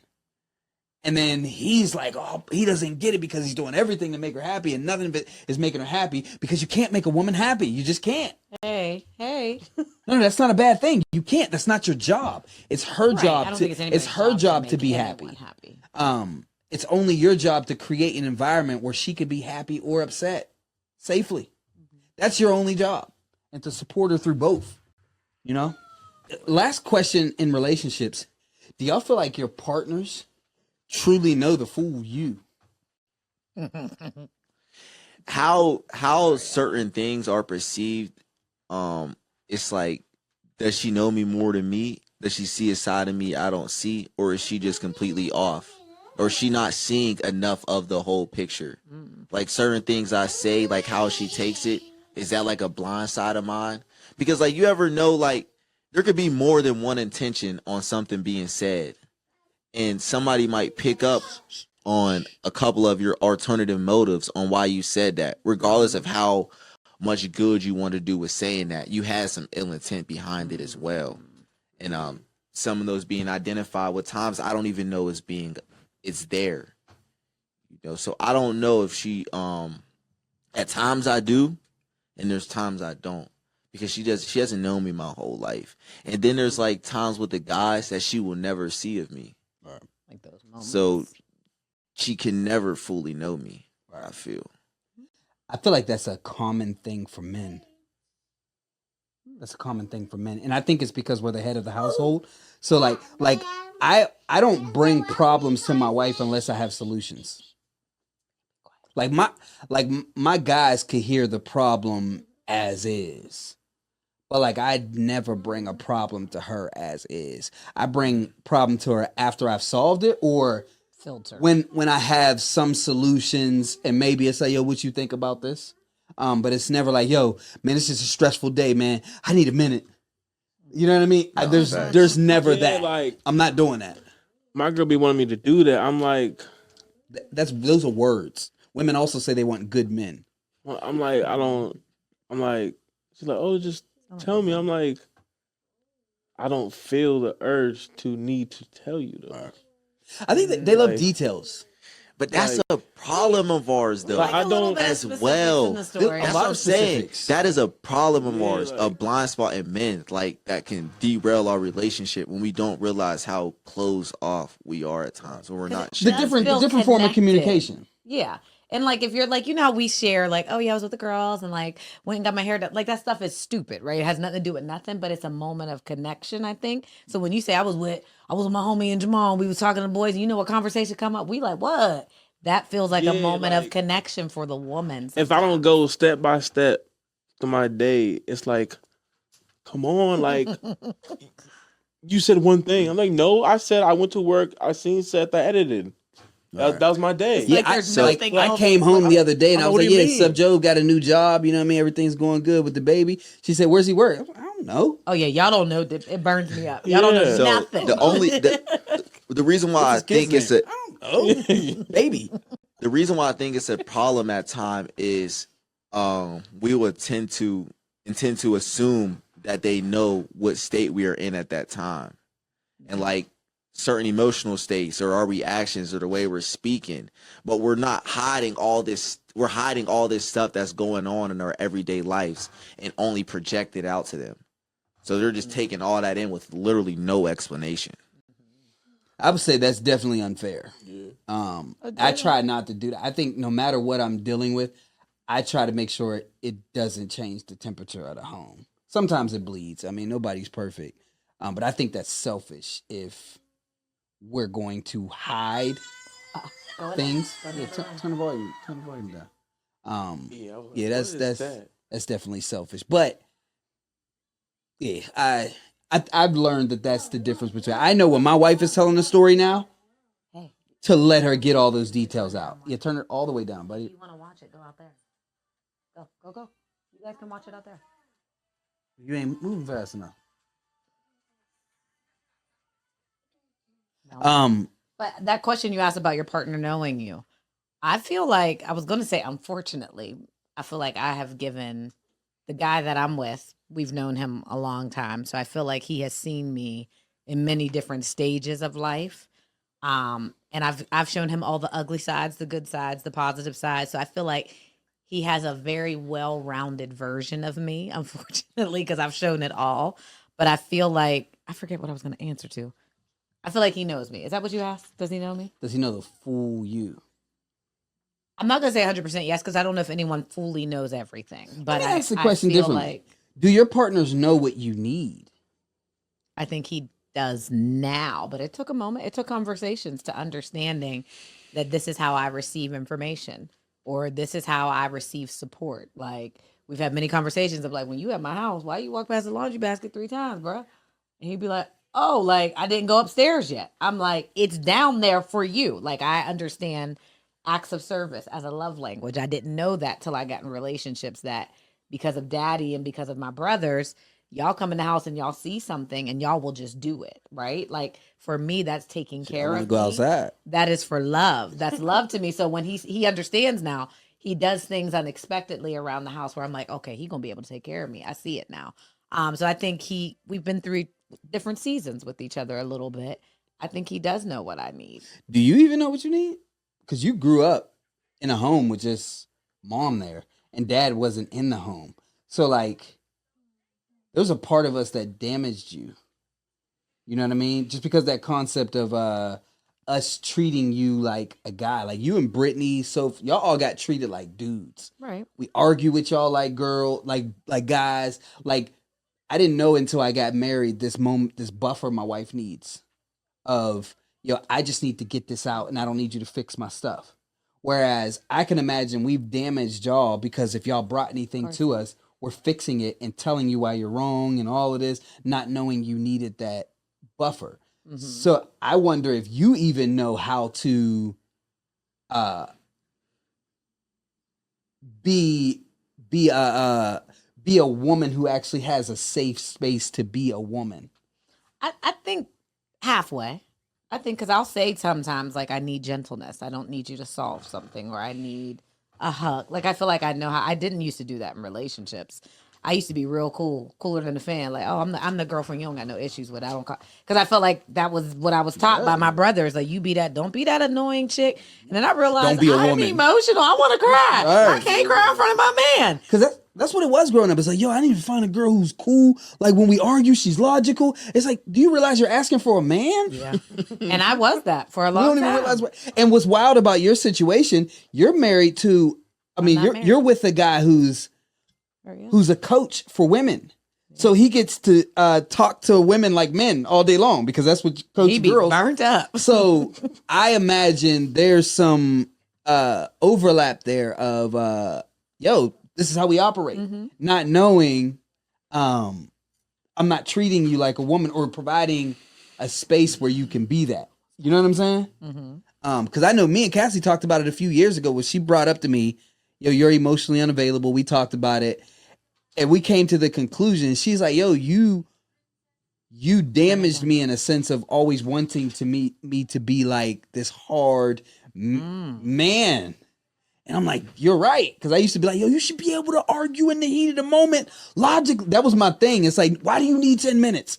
Let's just talk about this. Like, what do you mean you need 10 minutes? Like, yeah, because now my nervous system ain't calm. I don't have my words together. I didn't know. And so I was essentially trying to turn my woman into a masculine man. And it backfired. And now we're working backwards. And there's that safety there. Mm-hmm. But yeah, so I challenge you to make sure you know what you need. I feel like I'm still discovering it. I think I just made a TikTok video before I came in here. What do you need? Do you ask yourself often? I try to. I don't always know. Yeah, I don't. But I try to. I don't know. I don't fully know what to even expect out of a woman, and what are things like I should know and expect out of myself. Like, because he was asking you do you even know? He was talking about the line basically. Like, do you even know what you need because of how you were growing up? Like, do you even know what that looks like? And it took me. I was out visiting my uncle. Wow. He was asking about my lady. And I'm like, yeah, she cool. And I'm just going into what she does. And I'm like, yeah, she's really good at cooking and cleaning. And he hit me with, you should be doing that yourself. Mm-hmm. And I completely like flipped my head because it's like, those expectations were given to me. You know what I mean? Well, he said you should be cooking by yourself. Like, you should be able to cook and clean by yourself. Like, and ever since then, like, I will never like, it just feels different now to repeat that about my lady as like a quality of hers. Like, and even when people like, when I bring up the food she made, like, oh, she made this, or oh, she did your hair, and it's just like, it's a little offsetting now to hear now, off-putting. I think it's the word for it. But yeah, it's like, But is that something? Why do we have these expectations? Is that something you expect out of not like her to always do your hair, but someone to care for you in that way? Yes, like I thought that's what a woman is supposed to do. And like, yeah, they are. However, like, I don't need to be expecting it as hard as I do or did, especially if I'm not 100% applying all that myself, you know? Like, it's not like, for example, if she wasn't to do it, like, is it still going to get done? Like, if she didn't pick that up or clean, is it going to get clean? Or if she didn't cook, is something still going to get cooked? Or is just nothing going to happen now? Yeah, because I definitely feel like there's a yin and yang. And no, I'm lying. Cassie don't ever take the trash out. As she shouldn't. I'm sorry. I have very traditional, like, there's a part of me, I'm very traditional in some senses. Sorry. That's not everybody's belief. And so I am in a sense Shout out too. to my sister-in-law. I am in a sense too, but I just think that I've had to learn to become a little bit more traditional because I didn't see that in the household.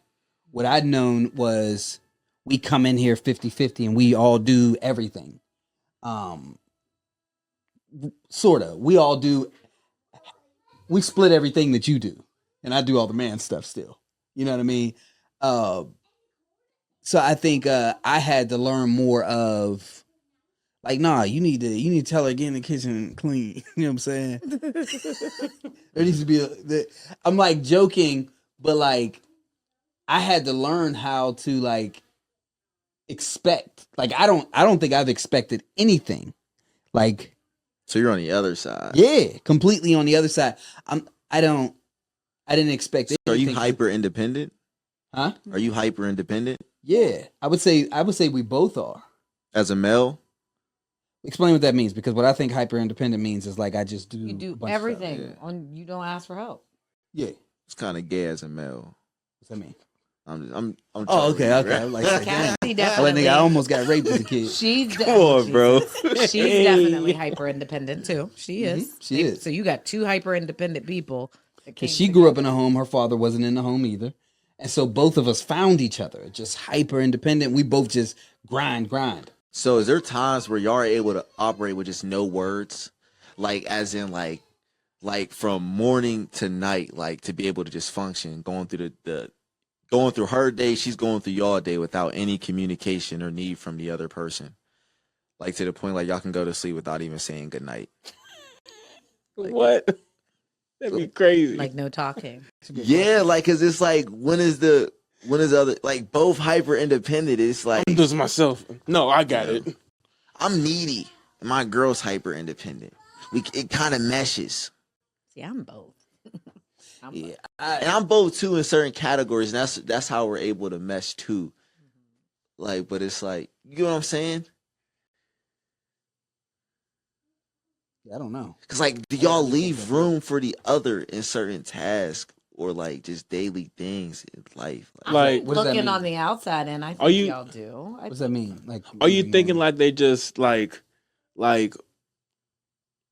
just do their own thing? yeah, like he just cleans the whole house before that she could get to it or something? Like, no. Oh, go ahead. Answer his question. What you're thinking. Like, how do y'all function as two hyper independent people? So we've stepped away from that. You know what I mean? We're more like It's better. I step in a lot to help her. You know what I mean? She helps out a lot with me. Like she sees that if I don't take a lunch to work, that I might not eat that day. You know what I'm saying? So she's been helping me with making the lunches, which has been extremely helpful, and I appreciate. I didn't realize that it was something I needed. You know what I mean? I just be like, whatever. I don't got time to make lunches today. I'll just eat when I get back, or maybe I'll just grab some fruit and bring it to the building. So I think we're starting to show up for each other and pay attention to each other's needs. Whereas before it was we planned things together, but it wasn't so much of okay, this is what I do for you, this is what you do for me. And because I get a firsthand eyewitness, they both like serve each other in different ways. Like I feel like y'all both show up. Like Cassie definitely makes sure the house, like not runs the household, but like she does the traditionally type things. But then you'll jump in. I'll see you cooking and doing other things. But I watch that y'all do take care of each other. That's probably the little child in there. Like, all right, maybe he might need this. I might need this. We might not have wanted to say it years ago. But I watch y'all and the way they parent. Like these two don't have babysitters. Like they call me occasionally, but like they have created a life where it is just them and they know how to function. So like I feel like the hyper independence has a little bit of positivity in it, but I see that y'all take care of each other and don't just like coexist in the house together. And when y'all say like traditional relationships and like Or traditional roles, sorry. yeah, traditional roles, like I feel like that could be damaging at times. I think it can be. Time is so different. It's Like very everybody's households are different. Financial setups are just completely different in households to where like traditional it doesn't really work the same. Like there has to be I agree. And I think lot the of wiggle little room. kid in me wants tradition a little bit because we grew up with a mom. We always present like our dad wasn't around. Our dad was around. He just didn't grow up in the house. But I think the little girl in me wants the 2-parent household, the 2 incomes. But I know I'm not traditional. Like whoever I marry financially, I'm gonna say always be the breadwinner, but that's not gonna be a traditional role for a man that comes into my life or the man that is in my life. But the trash, the kid uprearing, like some of those roles I want to be, and then some things won't be the same. But the little girl in me wants to know what that's like to have some tradition. Yeah, I think it was all a mom. I think I've always thought that the traditional stuff was like BS until the kids came. Once the kids came and I seen who like the person she was becoming as a mom, I realized like, okay, I have to figure out a way to make this traditional because she's thriving with the kids, like the energy, the love, like, and they're bloodsuckers. Kids suck the life out of mom. And I realized in the moment of the kids being there that this 50-50 thing isn't fair. Because what I've noticed from 50-50 is women are forced to take on certain masculine traits. And the 50-50 forces them to do both. They got to do man and woman. And so you have a kid and a part of your body is like wants to give everything to the children, but you got to get back to work. And it's like you're at work, but then you're depressed because you're not at home and you got this guilt and all of this going on. Wants to be at home. And so I realized like, oh shoot, like this is I need to recondition my mind. Like this 50-50 thing, like isn't going to cut it. I've got to figure out how to produce at a high level, at least from the providing standpoint. 5 minutes. 5 You know? minutes. 5 minutes.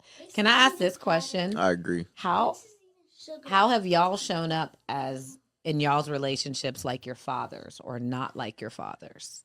And even as dad, future dad, like, I don't know, this made me think as we're talking about self-sabotaging. You too. Like my dad, boy, everybody calling for everything. Like even if he can't do it himself, they know that he knows someone, and they know someone, and they know someone that could come and do it. You feel me? So, like, that's how I was kind of raised. Like me, my other cousins, like we like in a family, like they call us for anything. You feel me?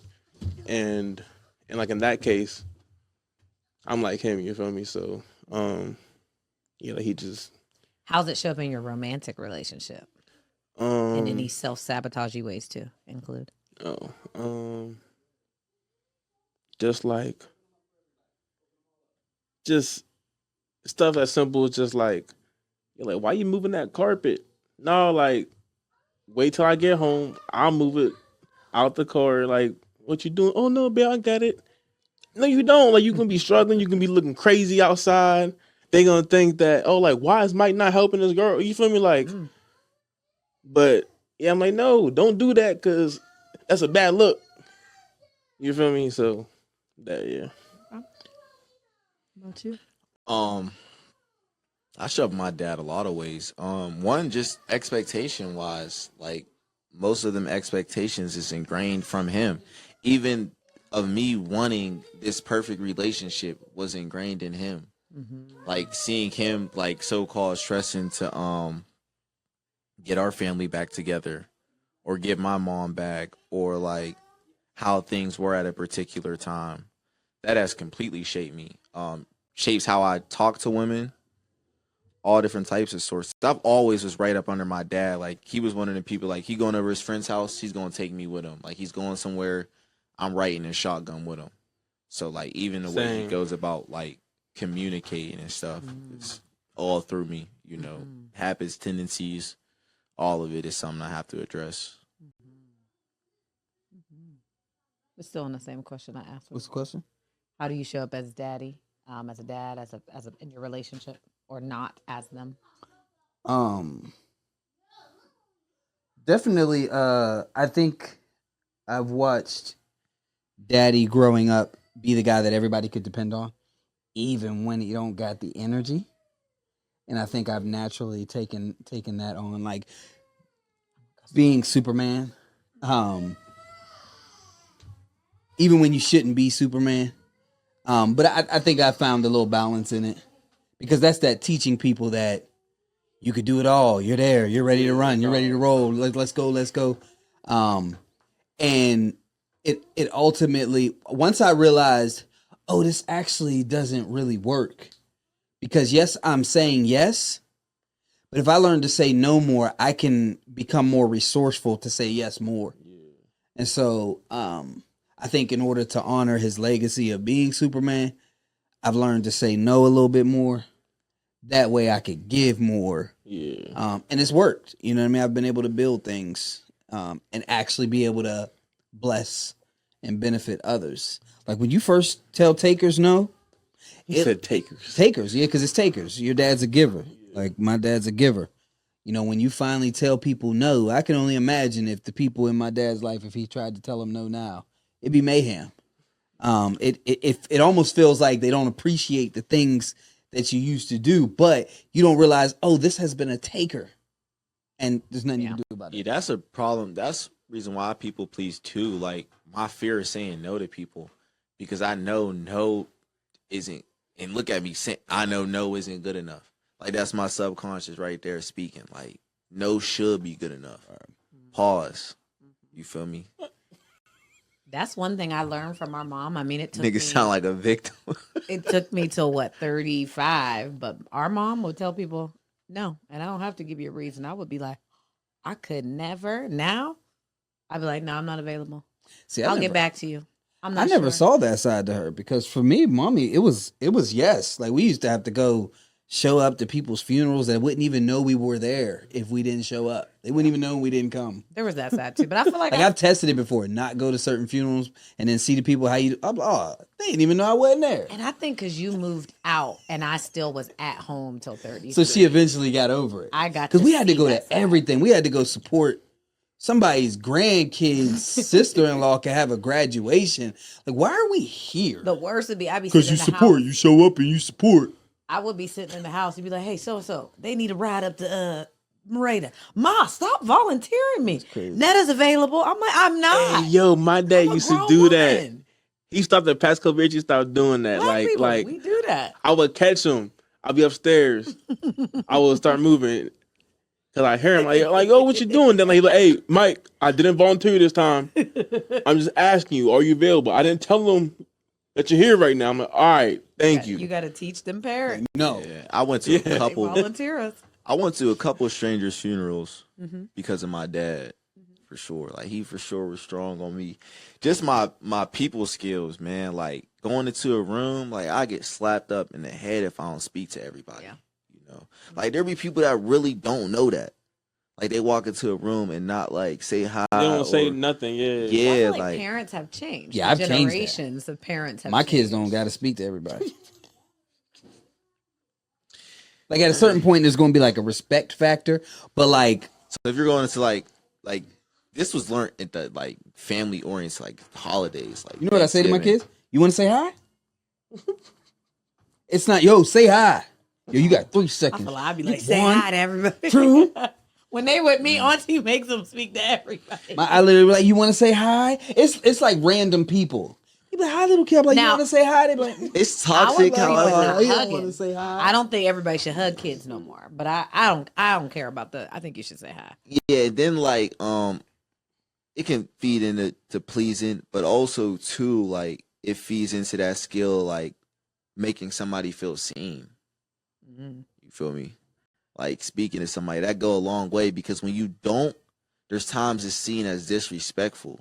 Mhm. And that's why I have, remembrance of my dad's hand in the back of my head. Mhm. Well, you better speak. Cause like if a kid don't speak to me now, I see it as disrespectful. Mhm. Like if my niece or nephew walks past me and doesn't speak, I will say something like, yo, speak. And I know they parents and why they literally weren't taught that. Yeah, Now, I like strangers- the acknowledgement. Yeah. I do. And I feel like I'm one of them people still when I see, how, like black people, we have this unwritten rule that when you see other black people, you just say hi. Like I get offended when you don't speak to me outside. I'm like, hey, how you doing?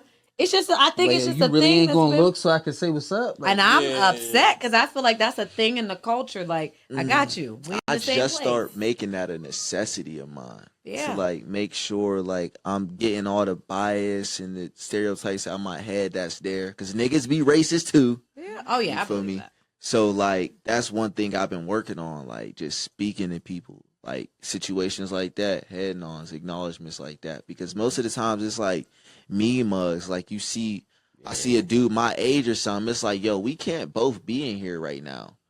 Like we the same person. We can't both be in here right now. Like it's like you almost got to go seek them out, man. Because I hate that. Like and I've caught myself a few times. It's like, you see the white people's wait my way downtown. It's like, how you doing? What black people is. It's like you gotta let them know, like, it's like this weird. Yeah. I catch myself gotta now. I'm like, decipher man, too, I'm like- like, yo, what's good, man? And I don't know what's going on in somebody's day. I do have to remember that. I always see it with the Amazon drivers. Like they be happy as can be, and then when they see me, they're like, in the first, like letting me know they got weed. Like you, like okay, you want But me to know the you got a first- sack. You got 20 sack. the first 2 seconds of me staring at them, which is a long time, is deciphering, like if I know that person. Yeah. She hangry. Angry. But like it's me deciphering if I know this person. But it's not just me, like, is this person a threat? Is what runs through my mind. Like seeing niggas, like niggas my age or something, like yo, what they into, or like even seeing niggas in the mall. I just keep a lookout for niggas from there. Like thinking like every nigga we see is somebody from our hometown that done us wrong or done something wrong to somebody close to us. I think it's more about an acceptance thing. Like if I look happy, you're gonna think I'm corny and you don't accept me. I'm not real to you. You know what I mean? Like that's not actually what's being thought of, but it's what you're thinking of. Because if you see a bunch of black guys over there just looking happy, you're like, what the fuck is wrong with you? Yeah, like you can't look vulnerable. Goofy as shit. Or is it really? Because I feel like the more people are open now, more people have I won't even just say social anxiety. They're weird in public. They don't know what to do, so they mean mug. When they really might not be mean, they might be anxious. I have very strange friends that go out with me and people think they're the meanest. They are terrified inside. They're like, I don't know where to sit. I don't know where to go. Okay. I don't know what to do. But they have this resting, what they call it, resting bee face. And they're the sweetest girls, but they're so afraid of people. Now I can see that with women. Why can't you see it with men? Because Men have I anxiety. think for us, there's this thing of if you like, Bro, we all do that. I think if you like, there's this swinging match, this swinging match around who came from a more rougher hood. You did say that. And so I didn't want to say the word dick swinging. Like who comes from a rougher place? Like if you meant, like, if a nigga would say he from a freedom, there's an assumption about what kind of black person. There's no credibility. There's no credibility. Right. What she said was like, Beaver Falls chicks might not talk to you because you're from freedom unless you show, like, no, my dad's really from Quip. We moved over there. He bought some property. There's no credibility. But like, y'all are saying the same thing. Yes. Like the fear and like making that face so you're not messed with, so you're not seen as pussy or vulnerable or like approachable. But yeah, man, It's wild. And I think this needs to be a topic in itself next time. because that cuts you off. Because like, there's people that are above all that bullshit meme mugging that's just looking at you and just throws you in a box with all the dumb niggas. Mm-hmm. But I think age is what changes that. You know what I mean? Because age in business. You know what I mean? Because What do you mean by business? Like, It's like dealing with business. like business wise, like that person who knows that and is like, man, let me get around this. Like, yo, what's good with y'all? Where y'all from? Like, I've met some guys who it'd be weird at first, like, yo, this dude is super social. Then after a while, I'm like, okay, that's always been his personality. He looks past all of this. Like Wells, my dude Mike Wells, that's how he is. He just, yo, what's up? Who is y'all? And he'll point it out. He'll, y'all niggas like the meme mug. Like, I ain't know about y'all at first. Like, he know how to turn it into it. Like, he's that. You gotta break can that disarm ice and like, people. Yeah, he knows how to do that. Like, he's made me want to do that more. I for sure have done that at times. And it helps. So I think people who think from a networking standpoint or got a dad that points that out, they know. Man, that. I was in the mall. This dude looked like the hardest nigga, bro. Like, Pause. yeah, bro, you got me. Pause. But yeah, but me mugging golds in his mouth, just walking. He had some fire J's on though. I was like, yo, them shit's hard, bro. He was like, oh shit, See, hey my man, hey. Then he was cheesing. That's how it was when I met you. Compliments. I met you at Jeffrey's Landing. I'm like, damn, this nigga. Okay. I told you, bro. I was Bro, mad. I you dropped had my this- camera. This nigga. Like, bro, you came up that, and then I seen you on IG. He dancing. He's cool. He's cool. I was like, oh, that nigga did a 180, nigga. But I that told you I was disarmed that mad. I dude. dropped my camera, bro. My camera fell off my gimbal, and I just got it. I thought I was done, That's crazy. and then after that, I just wasn't happy no more. After that, Yeah, compliment is for sure one of the best tactics Yeah. to disarm it. Because it catches people off guard. Then they be like, like he paused. wait, thank you. He's like, Hey, that "Oh, was she really... might." Yeah, really. Yeah, my Because nigga. niggas be mad as hell in the mirror, like, I hope somebody see these J's, like, and You act, see this hope? yeah, and act tough in the real world, but be grown men, like, acting like that. Because It's like, everybody wants to be seen. I don't care what nobody says. You want to Everybody. be seen and Yeah. validated. But you have all these protections in place. Because somewhere along the lines, you was rejected.